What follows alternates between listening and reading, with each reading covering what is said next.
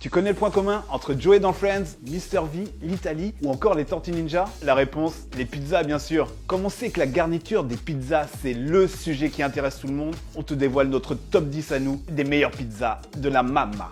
On commence par la pizza la plus chargée en poulet. Mais d'ailleurs, pourquoi on dit plumer un poulet alors qu'on le déplume en fait? Bonne question. Bonne question. Bonne question. À tous les mecs qui poussent à la salle et à tous les chicken lovers à l'occasion, c'est la pizza faite pour vous. Et si tes potes te vannent parce que tu manges une pizza à la sauce barbecue, eh ben tu peux leur répondre que c'est une sauce qui a été amenée par Christophe Colomb lors d'un de ses voyages aux Caraïbes. Et ouais, allez, enjoy. Quand tu regardes La Petite Sirène et que tu lâches ta plus belle vibe en chantant Sous l'océan. Sous l'océan, sous l'océan. T'as envie de manger quelle pizza? Perso, j'ai envie d'une bonne frutti di mare. Et ouais, je te parle bien d'une pizza aux fruits de mer. Bon, du coup, on mange un peu les copains de La Petite Sirène, mais le principal, c'est qu'on ne mange pas Polochon et Sébastien. Là, on va parler de la pizza pour laquelle tu marches très vite jusqu'à chez toi, genre limite t'as un point de côté pour ne pas la manger froide. Sensation forte assurée, charcuterie, fromage filant, petit supplément huile piquant, la pizza diable, aka la diavola, c'est la pizza que tous tes proches regardent d'un œil pour espérer te choper une part. Alors si t'as faim et que tu aimes l'aventure, je te laisse mettre 2 ou 3 sachets d'huile piquante, ça va danser la salsa dans ta bouche.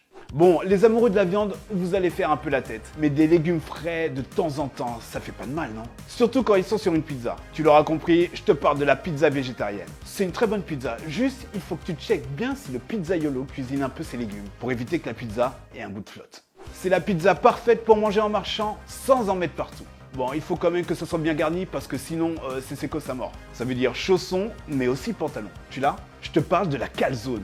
Avant, elle était appréciée par les hommes parce que très pratique à transporter pour aller au travail. Maintenant, on la mange tout simplement parce qu'elle a toujours l'air de plus calée que les autres pizzas.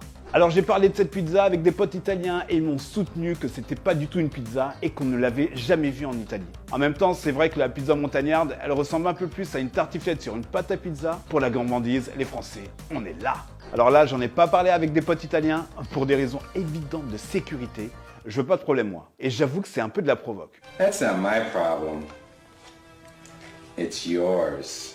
Tu te doutes bien qu'on est sur le cas de la pizza hawaïenne. Après des petites enquêtes sympatoches, j'ai découvert qu'en fait cette pizza n'existe pas à Hawaï. Mais du coup, la question qu'on se pose tous maintenant, c'est qui a eu l'idée de créer cette pizza? Quelle est l'ambition qui se cache derrière? Est-ce que cette personne agissait sous la menace? Ou bien est-ce qu'elle a créé de son plein gré? Bon ok, j'arrête de faire ma Élise Lucet. En vrai, c'est un chef dans l'Ontario, en 1962, qui a fait cette pizza pour rire et à la fin, le mec en a fait son business. C'est ouf, non? Basique, efficace, délicieuse, que dire de plus? Bon, je te raconterai pas toute l'histoire de la 4 fromages, mais je peux te dire que le succès de cette pizza vient de son faible prix. En vrai, les Américains, ils sont là dans le game de la food. Cette pizza qui vient tout droit des États-Unis aurait été créée dans les années 20 par un immigrant italien qui voulait créer une charcuterie entre saucisses et salami. Avec le temps, le pepperoni a pris en popularité et il est devenu THE aliment à mettre sur les pizzas. Mais est-ce que dans les années 20, ils mettaient aussi leurs pizzas rondes dans un carton carré pour les manger en triangle? Si quelqu'un peut m'expliquer en commentaire, cœur sur toi.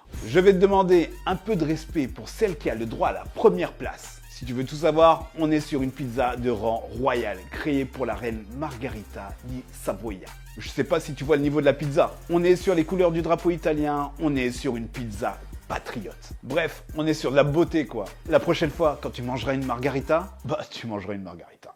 Reste branché, on prévoit de te faire découvrir encore plein de choses dans nos prochaines vidéos. Ciao bambino!